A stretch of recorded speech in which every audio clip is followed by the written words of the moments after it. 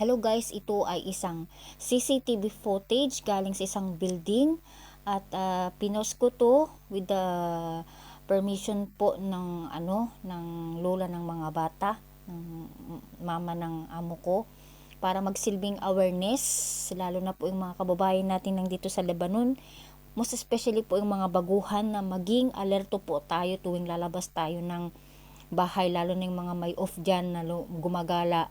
Mag-ingat po tayo. So, kaninang hapon po ay nanakawan yung auntie ng amo ko. Kinuha nila yung bag niya. So, dyan, makikita po natin dito sa CCTV. Ayan. Bali yung sasakyan ng auntie ng amo ko ay yung puti. Magpa-park siya dyan sa harap ng building. Ang bilis ng pangyayari guys, as in like parang segundo lang ba. So, ayan. Panoorin po nating maigi. Magpa-park siya dyan sa building. So, ayan. Ayan na guys.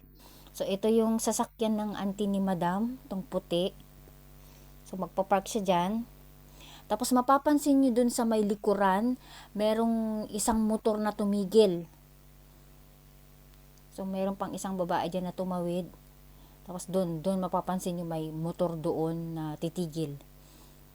Tapos makikita nyo may isang lalaking bababa doon sa motor.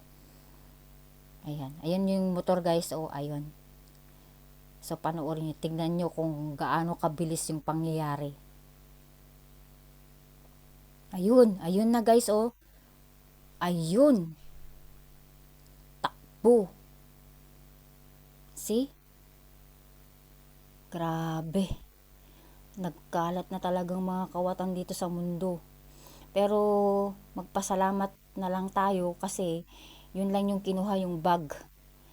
Kaya nga sabi ko sa lola ng mga bata na magpasalamat pa rin tayo kasi wala silang ginawang di maganda sa kanya. Yung iba baka may dalang baril o kaya baka yung sasakyan niya mismo yung itatarget nila.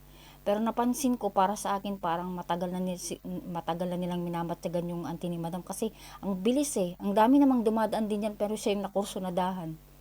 So pagkatapos ng pangyaring ito, nag-report po agad siya sa pulis.